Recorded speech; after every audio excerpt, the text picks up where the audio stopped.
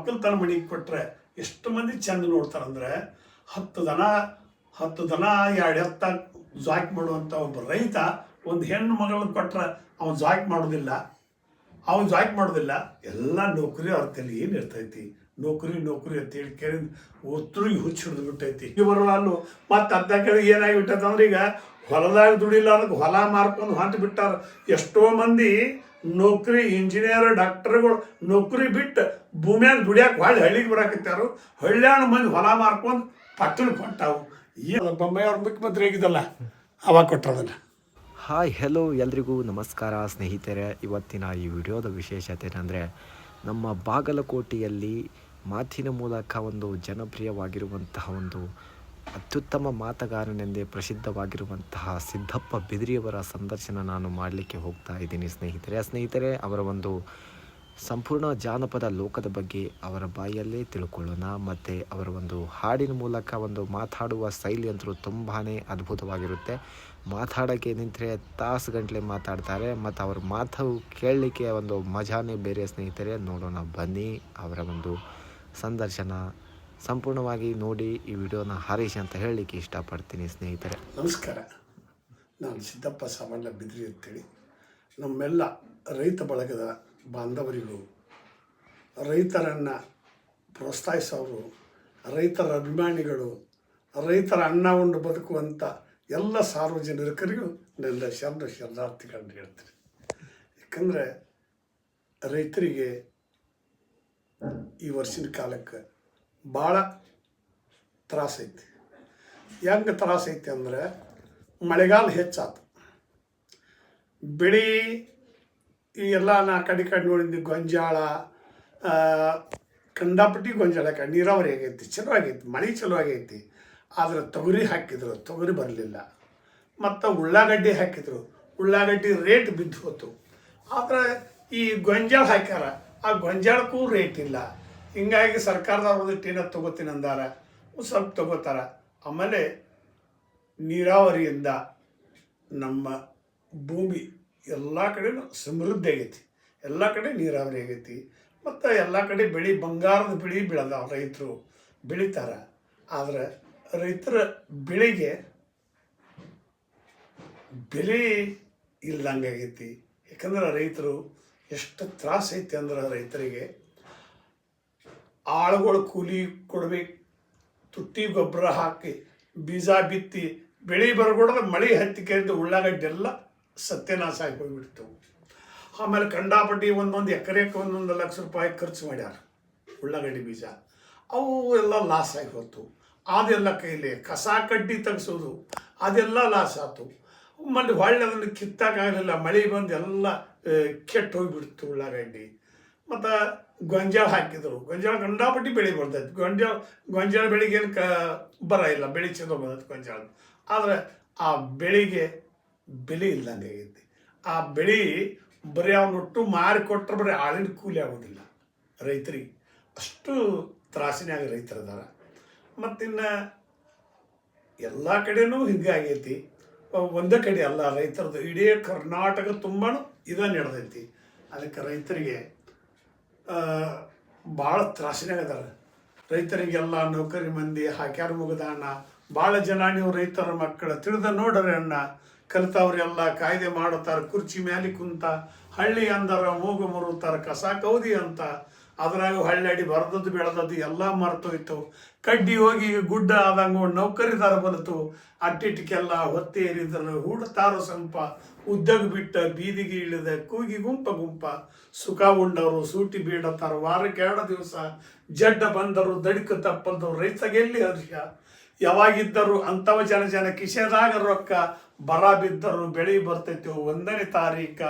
ಮತ್ತೆ ನೆಳ್ತಾರ ಪಗಾರ ನಮಗೆ ಸಾಲುದಿಲ್ಲ ಅಂತ.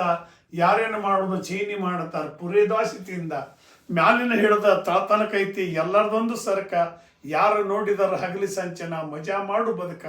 ಬೇಡಿ ಬಂದಿರಿ ಸುಖ ಉಣ್ಣರಿ ಇಲ್ಲ ಹೊಟ್ಟಿ ಕಿಚ್ಚ. ರೈತರನ್ನೆಲ್ಲ ಕಸದಾಗ ಕಂಡರ ಅಲ್ಲಿ ಬರೋದು ಪೇಚ. ರೈತಗೆ ನೌಕರಿದಾರಗಿಯಿಂದ ಅಂತರ ಬೆಳೆದೈತಿ. ತಾನ ದೊಡ್ಡವಂತ ನೌಕರಿದಾರನ ಕಣ್ಣು ಕಾಣದಾತಿ. ಕಲಿತವ್ರೆಲ್ಲ ಗುಡ್ಡದ ಪರಿ ಮಾಡಿ ಬೆಳೆಸ್ಯಾರೋ ಸ್ಯಾರ. ಗುಡ್ಡದ ಮಗ್ಗಲ ಕೊಳದಾಗ ಹರುತ್ತಾವ ರೈತರ ಬೆವರಿನ ನೀರ. ಕೊಳ್ಳದ ತೆಳಗ ಹುಗಿ ಕಾಣತೈತಿ ಎಚ್ಚರಾಗ್ರಿ ಅಣ್ಣ. ಸಂಬೈತ ರೈತರ ರೊಚ್ಚಿ ಗೆದ್ದರ ಹರಿದಾವು ನಿಮ್ಮ ಚೊಣ್ಣ, ಸಂಬೈತ ರೈತರ ರೊಚ್ಚಿ ಗೆದ್ದರ ಹರಿದಾವು ನಿಮ್ಮ ಚೊಣ್ಣ ಅಂತ. ಯಾಕಂದ್ರೆ ಎಲ್ಲ ಕಡೆನೂ ಈಗ ತ್ರಾಸ, ರೈತರಿಗೆ ಭಾಳ ತ್ರಾಸ ಐತಿ. ಆ ರೈತರಿಗೆ ತ್ರಾಸ ಇರೋದು ಅದೊಂದು ತ್ರಾಸ ಅಂದ್ರೆ ಹೆಂಗಾರ ಮಾಡ್ಬೋದು ರೈತರು. ಈಗ ರೈತನ ಮಕ್ಕಳಿಗೆ ಹೆಣ್ಣು ಕೊಡುವಾರ ಎಲ್ಲ ಊರಾಗೂ ಎಲ್ಲ ಕಡೆ ರೈತರ ಮಕ್ಕಳಿಗೆ, ಕುರಿಗಾಯೋರಿಗೆ, ಕೂಲಿ ಮಾಡೋರಿಗೆ ಹೆಣ್ಣು ಕೊಡೋರು. ಯಾಕಂದ್ರೆ ಎಲ್ಲರಿಗೂ ಒಂದು ನೌಕರಿ ಹುಚ್ಚು ಹಿಡಿದು ಬಿಟ್ಟೈತಿ. ಈ ಹುಚ್ಚು ಬಿಡುತ್ತಕ ಮದ್ವೆ ಆಗಂಗಿಲ್ಲ, ಮದ್ವೆ ಆಗುತ್ತಾನ ಹುಚ್ಚು ಬಿಡಂಗಿಲ್ಲ ಅಂತಿದ್ರು ನಮ್ಮ ಹಿರಿಯರು. ನೌಕರಿ ಸಿಗುತ್ತಕ ಮದ್ವೆ ಇಲ್ಲ, ಮದ್ವೆ ಆಗುತ್ತಕ ನೌಕರಿ ಇಲ್ಲ. ಹಿಂಗಾಗಿಬಿಟ್ಟೈತಿ. ಕಲಿತು ಹುಡುಗರೆಲ್ಲ ಹೆಣ್ಣು ಗಂಡು ಕಲಿತು ಕೆರಿಂದ ಎಲ್ಲ ಗುಡ್ಡ ಬೀಳಾಕೈತಿ ಅವು. ಯಾಕಂದ್ರೆ ತಾಯಿ ತಂದೆ ಮನೆಯಾಗ ಮಕ್ಕಳಿಗೆ ಸಂಸ್ಕಾರ ಹೇಳಿ ಆ ಮನೆಯಾಗ ಸ್ವಾದರ ಮಾವನು ಅಣ್ಣ ತಮ್ಮರು ಬೀಗ ಬೀಜರಲ್ಲೂ ಹೆಣ್ಣು ಕೊಡೋದು ತಗೊಳ್ಳೋದು ಅವಾಗೆಲ್ಲ ಇರ್ತಿತ್ತು. ಈಗೆಲ್ಲ ಕಲ್ತಾವು ಕೊಡ್ತೀನಿ, ನೌಕರಿದವನ್ನ ಹಾಕಿನ ತಾವರು ಕಲ್ತಾವು ಕೊಡ್ತೇವೆ ಅತ್ತಿಯವರು ಮಕ್ಕಳ ಬುದ್ಧಿನ ಹಡ್ದ ತಾಯಿ ತಂದಿನ ನಾವು ನೌಕರಿದವ್ರಿಗೆ ಕೊಡ್ತೇವೆ ನಮ್ಮ ಹುಡುಗಿನ ಅಂತೇಳಿ ಆ ಹುಡುಗಿ ತಲೆಯಾಗ ತುಂಬಿ ಆ ನೌಕರಿ ಹುಚ್ಚು ಅವ್ರು ಹಿಡಿಸ್ಬಿಟ್ಟಾರ. ಎಲ್ಲರೂ ಹುಚ್ಚು ಹಿಡಿದ್ಬಿಟ್ಟೈತೆ ನೌಕರಿದು. ಗಂಡು ಹುಡುಗರಿಗೆ ನೌಕರಿ ಸಿಗುವಲ್ದು, ಹೆಣ್ಣು ಹುಡುಗಿಯರು ಗಂಡು ಸಿಗುವಲ್ದು. ಒಂದು ಹುಡುಗಿಯರು ನೌಕರಿ ಇಲ್ಲಾಂದ್ರೆ ಒಲ್ಲೆತ್ತಾರೆ. ಯಾಕಂದ್ರೆ ಅವಾಗೆಲ್ಲ 15-16 ವರ್ಷಕ್ಕೆ ಹೆಣ್ಣು ಮಕ್ಕಳು ಲಗ್ನ ಮಾಡ್ತಿದ್ರು. ಇವತ್ತಿನ ದಿನಮಾನದಾಗ 20-25 ವರ್ಷ ತನಕ ಹೆಣ್ಣು ಮಕ್ಕಳು ಕಾವುದಂದ್ರೆ ಎಲ್ಲರ ಮನೆಯಾಗೂ ಇದು ನಮ್ಮ ಮಾನ ನಾವು ಹರಾಜು ಮಾಡ್ಕೊಳಕತ್ತೀವಿ. ಯಾಕಂದ್ರೆ 16-20 ವರ್ಷ 25 ವರ್ಷ ಹುಡುಗಿಯರು ಕೂತ್ರೆ ಹೆಂಗೆ ಹುಡುಕ್ತಾವು? ಗಂಡು ಹುಡುಗರು 30 ವರ್ಷ 40 ವರ್ಷ ಗಂಡು ಹುಡುಗರು ಕೂತ್ರೆ ಅವು ಹೆಂಗೆ ಹುಡುಕ್ತಾವು? ಅವು ದಾರಿ ಬಿಡ್ತಾವು, ಇವು ದಾರಿ ಬಿಡ್ತಾವು. ಇವ್ರು ದಾರಿ ಕರ್ಕೊಂಬರೋರು ಯಾರು? ಇವರು ದಾರಿ ಕರ್ಕೊಂಬರೋರು ಯಾರು? ಯಾಕಂದ್ರೆ ಅವಾಗ ಸಿನಿಮಾಗಳು ನಾಟಕಗಳು ಎಂಥವು ಇದ್ವು ಅಂದ್ರೆ ಮನುಷ್ಯರನ್ನ ದಾರಿಗೆ ಕರ್ಕೊಂಬಂದು ಹಚ್ಚುವಂಥ ಹಿಂದಿನ ಕಾಲದಾಗ ಸಿನಿಮಾಗಳಿದ್ದು, ನಾಟಕಗಳು ಅಂಥವೇ ಇದ್ದು, ಸಿನಿಮಾನು ಅಂಥವೇ ಇದ್ದು. ಆದರೆ ಹಾಡುಗಳು ಜನಪದ ಹಾಡುಗಾರು ಅಂಥವ್ರೇ ಇದ್ದರು. ಆದರೆ ಇವತ್ತಿನ ಕಾಲದಾಗ ನಾಟಕದಾಗ ನೋಡು ಬರೇ ಸೊಂಟದ ತೆಳಗಿಂದ ಮಾತಾಡ್ತಾರು, ಸಿನಿಮಾದಾಗ ನೋಡು ಗಡ್ಡ ಬಿಟ್ಟುಕೊಳ್ತಾವು, ಅರಿವಿ ತಗೋತಾವು, ಬಡ್ದಾಡ್ತಾವು. ಸಿನಿಮಾ ನೋಡು ಅದು ಒಂದು ಹುಚ್ಚರ ಶಾಂತಿ, ನಾಟಕದಾಗ ಪೂರ ಹುಚ್ಚರ ಶಾಂತಿ, ಊರಾಗಂತೂ ಪೂರ ಹುಚ್ಚರ ಶಾಂತಿ. ಎಲ್ಲ ಊರಾಗ ಹುಚ್ಚರ ಶಾಂತಿಯಾಗ ಮೆಂತೆ ಪಲ್ಯ ಮಾರ್ಕೊಂಡು ಕೊಳ ತುಂಬ ಉಳ್ಳಾಗಡ್ಡಿ ಹಾಕೊಂಡು ನಿಂತು ಬಿಟ್ಟಿವು. ಯಾಕಂದ್ರೆ ನಮ್ಮ ಮಾನ ಮರ್ಯಾದೆ ನಮ್ಗೆ ಗೊತ್ತಿಲ್ಲಂಗೆ. ಯಾಕಂದ್ರೆ ಸಂಸ್ಕಾರ ಅಂದ್ರೆ ಏನು? ನಾವು ಮನುಷ್ಯರಾಗಿ ಭೂಮಿ ಮೇಲೆ ಹುಟ್ಟಿವಂದ್ರೇನು?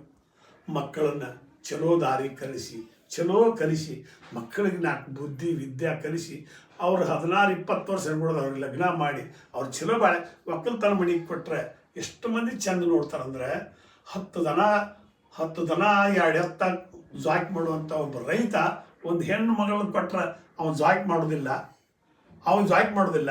ಎಲ್ಲ ನೌಕರಿ ಅವ್ರ ತಲೆ ಏನು ಇರ್ತೈತಿ? ನೌಕರಿ ಅಂತೇಳಿ ಕೇಳಿದ ಒತ್ತರಿಗೆ ಹುಚ್ಚು ಹಿಡಿದು ಬಿಟ್ಟೈತಿ. ದಯಮಾಡಿ ಸರ್ಕಾರದವರು ಇವ್ರಿಗೆ ಎಲ್ಲಿ ನೌಕರಿ ಕೊಡ್ಬೇಕು ರೀ? 8 ಮಂದಿ ಕಲ್ತಾರು, ಇವ್ರಿಗೆ ಎಲ್ಲಿ ನೌಕರಿ ಕೊಡ್ಬೇಕು? ಆ ಒಟ್ಟರು ಕಿಸೆ ಕತ್ತರಿಸೋ ನೌಕರಿ ಆದ್ರೆ ಬರೋಬ್ಬರಿ ಅನಿಸ್ತತಿ. ಯಾಕಂದ್ರೆ ಮಣ್ಣೊಬ್ಬ ನಾವು ಕೇಳಿದೆವು, ನಿಮ್ಮ ಹುಡುಗ ಏನು ಮಾಡ್ತಾರಂತ ಕೇಳಿದಾನು. ನಮ್ಮ ಹುಡುಗ ಪಾಯ್ಕಾಣಿ ಮ್ಯಾಗ ಸಾಯ್ಬೋದನ್ರಿ ಅಂತ ಹೇಳ್ದ ನನಗೆ. ಪಾಯ್ಕಾಣಿ ಮ್ಯಾಗ ಸಾಯ್ಬೋದಲ್ಲ ಅಂದ್ರು ಇವಾಗ ದೊಡ್ಡ ಪಗಾರ ರೀ ನಮ್ಮ ಹುಡುಗಂದು ಪಾಯ್ಕಾಣಿ ಮ್ಯಾಗ ದೊಡ್ಡ ಸಾಯ್ಬೋದನ್ರಿ ಅಂದ್ರು ಅವರು. ಪಾಯ್ಕಾಣಿ ಮ್ಯಾಗ ಸಾಯ್ಬ ಅಂತವಪ್ಪ ನಾ ಅಂದೆ. ಪಾಯ್ಕಾಡಿ ಸಂಡಾಸ್ ಬಸ್ ಸ್ಟ್ಯಾಂಡ್ನಾಗ ಪಾಯ್ಕಾಡಿ ನೀರು ಹಾಕವ ಅಂಥವ ಪಾಯ್ಕಾಡಿ ಮ್ಯಾಗ ಸಾಯ್ಬೋದಲ್ಲ ಅಂತೇಳಿ ಪಸಾಸಿ ಲಗ್ನ ಮಾಡೋರ್ದಾರ.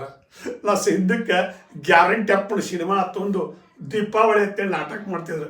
ಅದ್ರಾಗ ಅಗಸರವ ಅವ ನೌಕರಿ ಅದೀನಿ ಅಂತ ಹೇಳಿ ಕೆರೆಯಿಂದ ಅಕ್ಕಿ ನೌಕರಿ ಗಂಡ ಅಂತೇಳಿ ಈಗ ಎಷ್ಟು ಅಂದ್ರೆ 60 ವರ್ಷದ ಹಿಂದೆ ಈ ನಾಟಕ ಮಾಡಿದ್ರು. 60 ವರ್ಷದ ಹಿಂದೆ ಈ ಹುಣ್ಣೂರು ದೀಪಾವಳಿ ಅನ್ನುವಂಥ ನಾಟಕದಾಗ ಗ್ಯಾರಂಟಿ ಅಪ್ಪನ ಒಂದು ಪಾತ್ರ ಇದ್ದು ಅವ ಪ್ಯಾಂಟ್ ಹಾಕೊಂಡು ನೌಕರಿ ಅದನ್ನ ಅಂತೇಳಿ ಮಾತಾಡಿ ಏನೇನು ಮಾಡಿ ಅವ ಲಗ್ನ ಆಗಿ ಹೆಂಡತಿ ಕರ್ಕೊಂಡು ಮನೆಗೆ ಬಂದ್ಗೇನ ಅವಾಗ ಅರ್ಬಿ ಕೊಟ್ಟು ಮುದಕ ಎಲ್ಲಿದ್ದೀರಿ ಏನು ಅವನು ಅರ್ಬಿ ನಮಗೆ ಯಾವಾಗ ಕೊಡ್ತೀವಿ ಅಂತೇಳಿ ಬಂದ. ಆ ಹುಡುಗಿ ಗಾವತ್ತು ಮಗ ಲಗ್ನ ಆಗಿ ಬಂದಾಗ ನಮ್ದು ಅರ್ಬಿ ಅಂಗಡಿ ಐತೆ ಅಂತೇಳಿ ಅವ್ರು ಹಾಕಿ ರಮಸಿ ಹೇಳಿ ಪಸಾಸಿ ಮುತ್ತೆ ನೀವು ಇದು ಕೊಡ್ತೀವಿ ಹಡ್ಸ್ಕೊಂಡ್ ಮಗನ ನೀ ಕತ್ತಿ ನನ್ನ ಮನೆ ಮುಂದೆ ಕಟ್ಟಿ ಅದು ಕತ್ತಿ ತೊದ್ರಾಕತ್ತೈತಿ ನೀರು ಕುಡಿಸೋದು ಹೋಗತ್ತೇಳಿ ಅವ ಅಗಸ್ರವನು ಕತ್ತಿ ಅವ ನೀರು ಕುಡಿಸೋದು ಮಾತ್ರ ಹೋಗಿ ಕತ್ತಿ ನೀರು ಕುಡಿಸ್ತಾನ. ಯಾಕೆ ಹಿಂಗೆ ಹೌದು ನನಗೆ ಲಗ್ನ ಆಗಕ್ಕೆ ಹೇಳ್ತಿದ್ದಿದ್ದಿಲ್ಲ, ಅದಕ್ಕೆ ನಾ ಹಿಂಗೆ ಪಸಾಸೀನಿ ಅಂತ ಹೇಳಿ. ಮತ್ತು ಎಷ್ಟೋ ಮಂದಿ ಬೆಂಗಳೂರು ಕಡೆ ಹೊಂಟಾವು, ಎಲ್ಲ ಅಲ್ಲೇ ಹೊಂಟಾವು. ಅಯ್ಯಪ್ಪ ಅದಂತೂ ದೊಡ್ಡ ಹುಚ್ಚರು ಸಂತೆ ಐತಿ. ಬೆಂಗಳೂರಾಗ ಕಲಿತು ಕೇಳಿದ ಹಾಯಾಗ ಉಪ್ಪಿಟ್ಟ ಇಡ್ಲಿ ಹಿಡ್ಕೊಂಡು ಹಾದಿ ಮ್ಯಾಗ ತಿನ್ಕೋತ ಅಡ್ಯಾಡಕತ್ಯಾವು. ಇಲ್ಲಿ ಚಂಚಾಗ ದುಡ್ದು ಎಂಥ ಪಗಾರ ಅಂತೆ. ಅಲ್ಯಾಕೆ ಹೋಗ್ತೀರಿ ಅಂದ್ರೆ ಬೆಂಗಳೂರಾಗದೇವ ಅಂದ್ರೆ ಹೆಣ್ಣು ಕೊಡ್ತಾರಂತೇಳಿ ಎಷ್ಟೊಕ್ಕೊಂದು ಹುಡುಗರು ಬೆಂಗಳೂರು ಕಡೆ ಹೊಂಟು ಬಿಟ್ಟಾರ. ಯಾಕಂದ್ರೆ ದಯಮಾಡಿ ನಮ್ಮ ಹಳ್ಳಿಗಾಡಿನ ಬದುಕಿನಾಗ, ನಮ್ಮ ರೈತಕ್ಕಿ ಬದುಕಿನಾಗ ಬಂಗಾರ ಪದಕ ಐತಿ. ನಮ್ಮ ಹಳ್ಳಿಗಾಡಿನ ಬದುಕಿನಾಗ ಎಂಥದ್ದು ಕಟ್ಟಿಗೆ ಕುಳ್ಳ ಏನೂ ಕೊಡಂಗಿಲ್ಲ. ಮಲ್ಲಿ ಗುಡ ಅಡಿವ್ಯಾನ ಕಟ್ಟಿಗೆ ಊರಾಗ ನೀರು ತಂದು ಊಟ ಮಾಡ್ತಾರೆ, ಸುಖದಿಂದ ಇರ್ತಾರೆ. ಈ ನೌಕರಿದವ್ರು ಏನು ಮಾಡ್ತಾರೆ ಅಂದ್ರೆ ಎಲ್ಲದಕ್ಕೂ ರೊಕ್ಕ ಕೊಡ್ತಿರ್ಬೇಕು. ಎಣ್ಣೆ ನೀರ ಅಡಿಗೆ ಮತ್ತು ಕಾಣವ ಆಗಿಗೆ ಹೆದ್ದಿನ ಕಲ್ತಾಕಿದ್ರು ಅಂದ್ರೆ ಅಡುಗೆ ಮಾಡಂಗಿಲ್ಲ, ಇಬ್ಬರು ಕಾಣವಾಡಿ ತಾಟ ತಂದು ಊಟ ಮಾಡೋದು. ಇದ್ರ ರೊಕ್ಕ ಎಲ್ಲ ಖರ್ಚಾಗಿ ಹೋಗ್ತೈತಿ. ನಮ್ಮ ಹಳ್ಳಿಗಾಡಿನೊಳಗೆ ಒಂದು ರೊಟ್ಟಿ 10 ರೊಟ್ಟಿ ತಿಂದು ದೊಡ್ಡ ದುಡ್ಡು ಕಾಕೊಂಡು ಹಳ್ಳಿಗಾಡಿನಾಗ ಹೊಲ ಹಿಡ್ತಾರ, ಮನೆ ಕಟ್ತಾರೆ, ಏನೇನೋ ಮಾಡ್ತಾರೆ. ಈ ನೌಕರಿ ಉದ್ದಕ್ಕೆ ಏನೇನೂ ಇಲ್ಲ. ಸುಮ್ಮ ಹಂಗೆ ನೌಕರಿ ಮಾಡ್ಕೊತ ಹೋಗೋದು. ದೊಡ್ಡ ನೌಕರಿ ಅವಿದ್ರೆ ಅಟ್ಟತ್ತ ಇರ್ತೈತಿ, ಸಣ್ಣ ನೌಕರಿ ಅವ್ರಿಗೆ ಏನೂ ಹೊಳೆಯಂಗಿಲ್ಲ. ಮತ್ತು ಅಲ್ಲಿ ಚಲೋ ಹಾಲು ಸಿಗಂಗಿಲ್ಲ, ಚಲೋ ಹೈನು ಸಿಗಂಗಿಲ್ಲ, ಚಲೋ ಬದುಕಿರಂಗಿಲ್ಲ. ಪಟ್ಟಣದಾಗ ಆದ್ರೆ ಅದೇ ನಮ್ಮ ಹಳ್ಳಿಗಾಡಿನಾಗ ಹಾಲ ಮೊಸರ ರೊಟ್ಟಿ ಹೈನ ಮತ್ತೆಲ್ಲರೂ ಪ್ರೀತಿಲಿ ಬಾಂಧವ್ಯದಿಂದ ಬದುಕ್ತಿರ್ತಾರೆ. ಅಂಥ ಬದುಕನ್ನು ನಮ್ಮ ರೈತರು ಎಲ್ಲರೂ ಕಟ್ಕೋಬೇಕು. ಯಾಕಂದ್ರೆ ರೈತರ ಮಕ್ಕಳೆಲ್ಲ ಕೆರ್ಕೊಂಡು ಬಂದು ನಾವು ತ್ರಾಸನೆ ಆಗಿದ್ದೀವಿ. ನಮ್ಮ ಮಕ್ಕಳು ಸಾಲಿ ಕಲಿಯುತ್ತೆ, ಸಾಲಿಗೆ ಹಾಕ್ಯಾರು. ಅವು ಸಾಲಿಗೆ ಹೋದ ಬೆಂಗಳೂರು ಕಡೆ ಹೋದ ಹೊಲ ಕಡೆ ಬರುವಲ್ಲು, ಹೊಲ ನೋಡುವಲ್ಲು, ಮನೆಗೆ ಬರುವಲ್ಲು. ಮತ್ತು ಅರ್ಧ ಕಡೆ ಏನಾಗಿಬಿಟ್ಟದಂದ್ರೆ ಈಗ ಹೊಲದಾಗ ದುಡಿಲಾರ್ದಕ್ಕೆ ಹೊಲ ಮಾರ್ಕೊಂಡು ಹೊಂಟು ಬಿಟ್ಟಾರ. ಎಷ್ಟೋ ಮಂದಿ ನೌಕರಿ ಇಂಜಿನಿಯರ್ ಡಾಕ್ಟರ್ಗಳು ನೌಕರಿ ಬಿಟ್ಟು ಭೂಮಿಯಾಗ ದುಡಿಯಾಕೆ ಹಳ್ಳಿಗೆ ಬರಾಕತ್ಯಾರು. ಹಳ್ಳಿಯಾಣ ಮಂದಿ ಹೊಲ ಮಾರ್ಕೊಂಡು ಪಟ್ಟಣಕ್ಕೆ ಹೊಂಟಾವು. ಏನು ಇದೆಲ್ಲ ಇದರ ಬದರ ನಡೆದೈತೆ ನಮ್ಮ ಬದುಕ. ಇಂಥ ಬದುಕ ಶುದ್ಧ ಆಗಬೇಕು ಅಂತಂದ್ರೆ ಮಠಮಾನ್ಯದ ಗುರುಗಳು, ಊರನ ಹಿರಿಯರು, ರಾಜಕೀಯ ಮಾಡೋ ರಾಜಕಾರಣಿಗಳು ಮಾತ್ರ ಮೊದಲು ಶುದ್ಧ ಮಾಡ್ಬೇಕಂದ್ರೆ ಏನು ಅಂದ್ರೆ ಕಾಯ್ದೆ 15 ವರ್ಷಕ್ಕೆ ಕಾಯ್ದೆ ತಂದು ಲಗ್ನ ಮಾಡಿದ್ರೆ ಎಲ್ಲ ಸಮಾಜ ಶುದ್ಧ ಆಕೈತಿ. ಇಲ್ಲಿಕಂದ್ರೆ 15 ವರ್ಷ ಯಾಕೆ ಆಕೈತಂದ್ರೆ ಆ ಹುಡುಗಿ ತಿಳುವಳಿಕೆ ಬರ್ಕೊಡ್ದ ಲಗ್ನ ಆಕೈತಿ, 2 ಮಕ್ಕಳು ಆಕಾವು. ತಾಯಿ ತಂದೆ ಹೇಳಿದ ಮಾತು ಕೇಳ್ತೈತಿ. 20 ವರ್ಷ 25 ವರ್ಷ ಆದ್ಮೇಲೆ ಅವ್ರು ಯಾರ ಮಾತು ಕೇಳಂಗಿಲ್ಲ. ಯಾಕಂದ್ರೆ ಗಿಡ ಇದ್ದಾಗ ಬಗ್ಲಾರ್ದು ಮರ ಆದಿಂದ ಹೆಂಗೆ ಬಗ್ತೈತಿ, ಹಂಗೆ ಗಂಡು ಹುಡುಗರು ಮಾತು ಕೇಳೋಲ್ಲು, ಹೆಣ್ಣು ಹುಡುಗರು ಮಾತು ಕೇಳೋಲ್ಲು, ತಾಯಿ ತಂದೆ ಕಡೆ ಮನೆಗೆ ಬರುವಲ್ಲು, ಮನೆಯಾಗಿರುವಲ್ಲು. ಇವೆಲ್ಲ ಕಾಣಾವಳಿ ಉಣ್ತಾವು, ಹಾದ್ಯಾಗ ಉಪ್ಪಿಡ್ತಿರ್ತಾವು, ದಾರಿ ಮ್ಯಾಗ ನೋಡ್ತಾವು. ಹೊಲ್ದಾಗ ದುಡಿಯೋರಿಲ್ಲ. ಯಾಕಂದ್ರೆ ಎಲ್ಲ ಮಂದಿ ಒಟ್ಟರು ಈಗ ನಮ್ಮ ಹಿರಿಯರೊಂದು ಮಾತು ಹೇಳ್ತಿದ್ರು, ತಾಯಿನೂ ಸೂಳಿ ಮಗಳು ಸೂಳಿ ಒಲಿ ಊದವ್ರು ಯಾರು ಅಂತೇಳಿ ನಮ್ಮ ಹಿರಿಯರು ಮಾತಾಡ್ತಿದ್ರು. ಅಂಥ ಮಾತು ಎಲ್ಲರೂ ಈ ಸ್ತ್ರೀ ಅಂಗಿ ಎಲ್ಲರೂ ಕಲ್ತವ್ರು, ಎಲ್ಲರೂ ಶಾಣ್ಯಾರು. ಹೌದು, ಭೂಮಿಯಾಗ ದುಡಿಯವ್ರು ಯಾರು? ಭೂಮಿಯಾಗ ದುಡಿಯವ್ರು ಯಾರು? 10-20 ಕೂಲಿ ಹೊಲ ಇದ್ದವ್ರ ಮಕ್ಕಳು ಎಷ್ಟು ಪಟ್ಟಣದಾಗ ಅದಾರ. ಮತ್ತು ಬಡವ್ರು ದುಡಿಯಾಕೆ ಹೋದ್ರೆ ಅವ್ರು ಏನು ಬೇಕಾದ್ರೆ ದುಡ್ತಾರೆ, ಹೆಂಗೆ ಬೇಕಂಗೆ ಬಂದ್ಬಿಡ್ತಾರೆ. ನಿಮ್ಮ ಬದುಕು ನಾವ್ಯಾಕೆ ಮಾಡೋಣ ಅಂತ ಹೇಳ್ತಾರೆ. ಬದುಕಿದ್ದ ಇದಕ್ಕೆ ಹೊಟ್ಟೆ ಕಡಿದವನ ಅಜೀವಾಣ ತಿನ್ಬೇಕಂತ ಹೇಳ್ತಾರೆ. ಹೊಟ್ಟೆ ಕಡಿದವನ ಅಜೀವಾಣ ತಿನ್ನಬೇಕು, ನೀರಡಿಸಿದವನ ನೀರು ಕುಡಿಬೇಕು. ನಂಗೆ ನೀರಡಿಕೆ ಆಗೈತಿ, ನೀವು ನೀರು ಕುಡೀರಿ ಅಂದ್ರೆ ಅಲ್ಲ. ಯಾರಿಗೆ ತ್ರಾಸ ಇರ್ತೈತಿ ಅವ್ರವ್ರ ಬದುಕು ಅವ್ರು ಕಟ್ಕೋಬೇಕು. ಯಾಕಂದ್ರೆ ಎಲ್ಲ ಕಡೆಯೂ ಇದೆಲ್ಲ ಕಡೆಯೂ ಸುವಾಕತೈತಿ. ಈ ಮನೆಯಾಗ ತಾಯಿ ತಂದಿನೂ ಸುದ್ದುಳಿವಲ್ರು, ಮಕ್ಕಳು ಸುದ್ದುಳಿವಲ್ರು, ಮತ್ತು ಅಣ್ಣತಮ್ಮರೊಳಗೂ ಸುದ್ದುಳಿವಲ್ಲ. ಎಲ್ಲರೂ ನ್ಯಾಯ ಪಾಲ ಬರೇ ಬಡ್ದಾಡೋ ನಡೆದ್ಬಿಟ್ಟೈತಿ. ಎಲ್ಲಾರ್ದು ಒಂದೇ ಜಗಳನೋ ಈ ಲೋಕದಾಗ, ಎಲ್ಲಾರ್ದು ಒಂದೇ ಜಗಳನೋ. ಸಣ್ಣವರಿದ್ದಾಗ ಆಟದ ಜಗಳ, ಹರಕ್ಕೆ ಬಂದ ಮೇಲೆ ಪ್ರೀತಿ ಜಗಳ, ಹಂದ್ರದಾಗ ಬೀಗರ ಜಗಳ, ಬಾಳೆದಾಗ ಹೆಂಡತಿ ಜಗಳ. ಎಲ್ಲಾರ್ದು ಒಂದೇ ಜಗಳನೋ ಈ ಲೋಕದಾಗ, ಎಲ್ಲಾರ್ದು ಒಂದೇ ಜಗಳನೋ. ಮಠಮಾನ್ಯದಾಗ ಸ್ವಾಮಿಗಳ ಜಗಳ, ಕೂಲಿ ಒಳಗೆ ಕೂಲ್ಕಾರ್ ಜಗಳ. ಮಠಮಾನ್ಯದಾಗ ಸ್ವಾಮಿಗಳ ಜಗಳ, ಕೂಲಿ ಒಳಗೆ ಕೂಲ್ಕಾರ್ ಜಗಳ, ಹೊಲದೊಡ್ಡ್ಯಾಗ ರೈತರ ಜಗಳ, ಕುರದೊಡ್ಡ್ಯಾಗ ಕುರುಬರ ಜಗಳ. ಎಲ್ಲಾರ್ದು ಒಂದೇ ಜಗಳನು ಈ ಲೋಕದಾಗ, ಎಲ್ಲಾರ್ದು ಒಂದೇ ಜಗಳನು. ಕಚೇರಿಯಾಗ ಪೊಲೀಸ್ ಜಗಳ, ಕೋರ್ಟ್ನಾಗ ವಕೀಲ ಜಗಳ, ಅಸೆಂಬ್ಲಿ ಒಳಗೆ MLA ಜಗಳ, ಶಾನ್ಯಾರ ಜಗಳ, ಅಸೆಂಬ್ಲಿ ಒಳಗೆ MLA ಜಗಳ, ಶಾನ್ಯಾರ ಜಗಳ, ಮಾತಿನಾಗ ದಡ್ಡರ ಜಗಳ, ಬಡ್ಗಿ ಒಳಗೆ. ಎಲ್ಲಾರ್ದು ಒಂದೇ ಜಗಳನು ಈ ಲೋಕದಾಗ, ಎಲ್ಲಾರ್ದು ಒಂದೇ ಜಗಳನು. ಯಾಕಂದರೆ ನಮ್ಮ ಹಿರಿಯರು ಒಂದು ಮಾತು ಹೇಳ್ತಿದ್ರು, ನಾಯಿ ನೋಡಿ ಕುಂಡಿ ಸಾಕಬೇಕು, ತಾಯಿ ನೋಡಿ ಹೆಣ್ಣು ತೊಗೊಂಬರ್ಬೇಕಂತಿದ್ರು ಹೇಳ್ತಿದ್ರು. ಹಂಗೆ ಈಗ ಯಾವ ಊರಾಗೂ ಎಲ್ಲರೂ ಜಗಳದ್ದು ಒಬ್ರಿಗೊಬ್ರು ಮೋಸ ಮಾಡೋದು, ಒಬ್ರಿಗೊಬ್ರು ದುಡ್ಡು ಗಳಿಸೋದು, ಒಬ್ರಿಗೊಬ್ರು ಸಾಹುಕಾರ ಆಗೋದು, ಬರೀ ಇದನ್ನು ನಡೆದು ಬಿಟ್ಟೈತಿ. ಇಂಥದ್ರ ತಿಳಿಯ ಮಾಡಾಕ ಯಾರು ಬರಬೇಕು ಅಂದ್ರೆ ಮಠಮಾನ್ಯದಾಗ ನಿಸ್ವಾರ್ಥದಿಂದ ಬದುಕುವಂಥ ಗುರುಗಳು ಬರಬೇಕು. ದೇಶದೊಳಗೆ ಒಳ್ಳೆಯ ರಾಜ ಬರಬೇಕು, ಒಳ್ಳೆಯ ರಾಜ ಬರಬೇಕು. ಮತ್ತು ಪ್ರಜೆಗಳು ಹೆಂಗೆ ಇರ್ಬೇಕಂದ್ರೆ ಸರ್ಕಾರದ ಕೈ ಚಾಚಲಾರ್ದ, ಸರ್ಕಾರ ದುಡ್ಡ ಲಂಚ ಕೇಳಲಾರ್ದ ನಿಸ್ವಾರ್ಥದಿಂದ ಓಟ್ ಹಾಕಿದ್ರೆ ರಾಮರಾಜ್ಯ ಆಕೈತಿ. ಚಂದ್ರಶೇಖರ್ ಕಂಬಾರ ಅವ್ರು ಕೂಡ, ಮತ್ತು ಸಿದ್ದರಾಮಯ್ಯ ಅವ್ರು ಕೂಡ, ಪಾಟೀಲ್ ಪುಟ್ಟಪ್ಪ ಅವ್ರು ಕೂಡ, ಚಂಪಾ ಅವ್ರು ಕೂಡ, ಮತ್ತು ಅಲ್ಲಿ ನಾಗನೂತಿ ಮಠ ಅಂತೇಳಿ ಬೆಳಗಾವಿದವರು, ಅಲ್ಲಿ ಬೆಳಗಾವಿದಾಗ 70ನೇ ಸಾಹಿತ್ಯ ಸಮ್ಮೇಳನದಾಗ ಇದ್ದಿದೆ.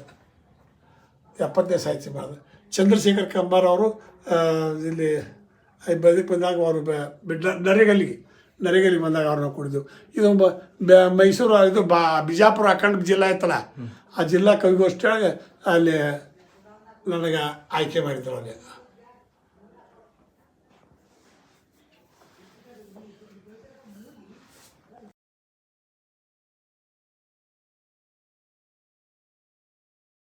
ಗುಡಿ ಕಟ್ಸಕತ್ತಿ ಒಂದು 10 ವರ್ಷ ಆಯ್ತು. ಈ ಗುಡಿ ಕಟ್ಸಕತ್ತಿ 10 ವರ್ಷ ಆಯ್ತು.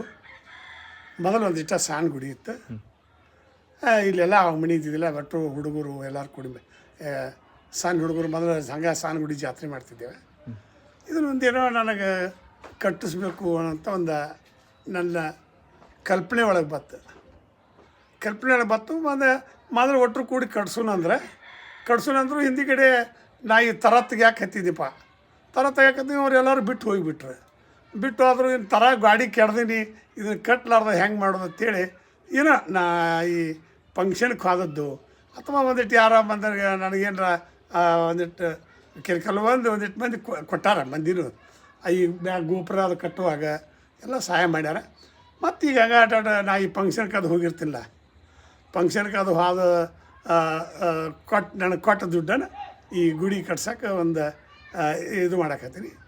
ಮತ್ತು ಯಾರು ಇದು ಮಾಡಿದ್ರು ಒಂದಿಷ್ಟು ಬಂದಲ್ಲಿ ಕಟ್ಟಿದ್ದು ಇದನ್ನು ಮಾಡಬೇಕು. ಈ ಭೂಮಿ ಮ್ಯಾಗ ನಾವು ಹುಟ್ಟಿ ಬಂದೀವಿ, ಏನಾದರೂ ಒಂದು ಚಲೋ ಕೆಲಸ ಮಾಡಬೇಕು ಅಂತ ನನ್ನ ಆಸೆ. ಕೆಲವು ಮಂದಿ ರಾಜಕೀಯ ಆಸೆಕ್ಕೋ ಎದರ ಆಸೆಕ್ಕೋ ಮಾಡ್ತಾರೆ. ನನಗೆ ಯಾವ ಆಸೆಯೂ ಇಲ್ಲ. ನನಗೆ ದೇವ್ರು ಎಲ್ಲ ಕೊಟ್ಟಾನ. ಆದರೆ ಒಂದು ಏನೋ ಸಮಾಜ ಸೇವೆ ಆಯ್ತದ. ಇದೊಂದು ಗುಡಿ ಆತಾರೆ, ಮುದುಕರು ತದಕರು ಮತ್ತು ಇಲ್ಲಿ ಯಾವುದೋ ಲಗ್ನ ಮುಹೂರ್ತ ಮಾಡ್ಕೋತಾರೆ. ಅದಕ್ಕಾಗಿ ಒಂದು ಮಾಡೋಕತ್ತೇನೆ.